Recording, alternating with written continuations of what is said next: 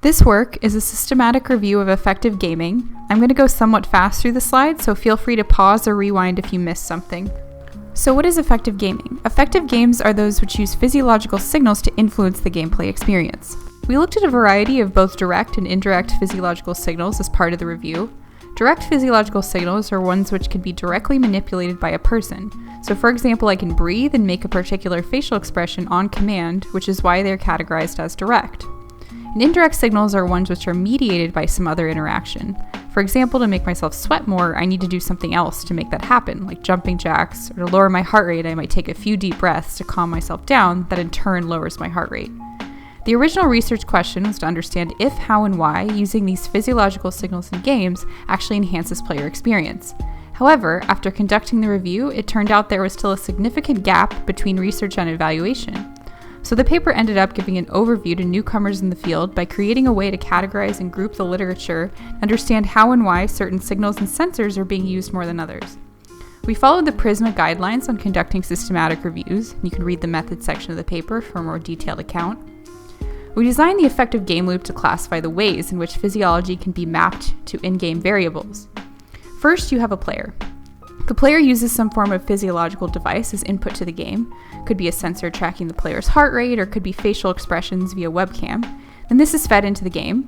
The game then processes the sensor input, maps it to some in-game variable, and then feeds it back to the player. So this is the way which physiology can be integrated into the game experience, but we still need a way to describe a simple overlay of the player's physiology over the game without affecting it in any way. We call this physiological projection, which means the physiological signal is simply projected back to the player without entering the loop and affecting the game in any way. Now let's zoom in and understand the various ways in which the physiological signals can be mapped to in-game variables. So we can either have an input mapping that is mechanical, environmental, difficulty, or some combination of these three. A mechanical mapping is where the input is used to control game actions or mechanics, usually by the player character. Environmental mapping is where the input is used to affect mood or context of the game, like audio or visual effects, lighting, or weather. Difficulty mappings are those where the input is used to influence the difficulty of the game, which might impact the non-player character's abilities, player abilities, or background context specifically relating to game difficulty. Mechanical mappings we classify as action-based, and difficulty and environmental or context. So now let's bring it back to the effective game loop.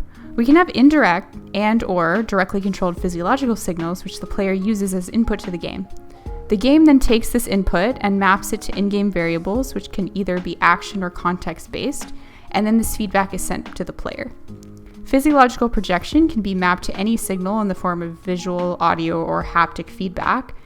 An example of this might be an audio signal of the player's beating heart in the background of the game. So here's a simple example. This game is called Breath. Essentially, targets are placed along a curve on the screen, and the player needs to blow into a breathing apparatus to move the bird up and down through inhaling and exhaling to collect the targets.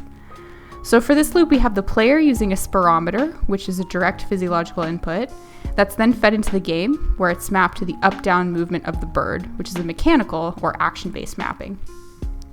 In this graph, you can see each of the physiological signals and how often they were used as a particular input mapping in the literature. So for example, heart activity was most often used to affect difficulty in games, whereas breathing and facial expressions were mapped most often to game mechanics like player speed or movement.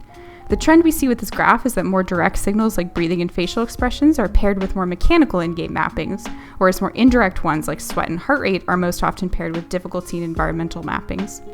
Taking a step back, we'll look at the paper's usage of these signals irrespective of the effective game loop categories. This graph shows the raw number of systems which use each signal. We can see that heart rate was the most frequently used. This might be because heart rate monitors are cheaper and more widely available than other sensors, or maybe because the readability of these signals to the average player is higher than another indirect signal like sweat. The purpose of the contribution included anything from increasing player engagement to helping people with a specific issue, like therapy games or serious games used to help with rehab. Half of papers were looking at general enjoyment. The mental health domain seemed quite promising, as papers were generally focused on designing a game to help children with ADHD focus, increasing empathy in children with autism spectrum disorder, or people with anxiety help them decrease their stress. Generally, the papers achieved the goal they set out to achieve. Only 10% of studies didn't achieve their desired outcome. To summarize, we made the effective game loop to help contextualize the field. The loop might be useful for newcomers to the field to understand which domain their work falls in, devices others have used, and how others map the physiological signals they use to in-game variables. Another purpose is to link up parts of the field that might not be communicating. So for example, those in the mental health domain publish at separate venues from those in the general engagement one, and this systematic review will help each field understand what work is being published in the other. Generally, researchers who have explored the topic have found success in using physiological input to enhance the player experience. However, formal evaluations are rare, suggesting that the field is still in its infancy. For the field to advance, it might be useful to have some gold standard physiological devices with built-in integration to game-making platforms like Unity, with customizability for particular purposes offered as well, in order to speed up the initial making and testing of these devices. This paper is the first step to facilitate this, providing a launching point for researchers in this field to understand what has been done before, to get a sense of how their work fits into the existing ecosystem of effective gaming.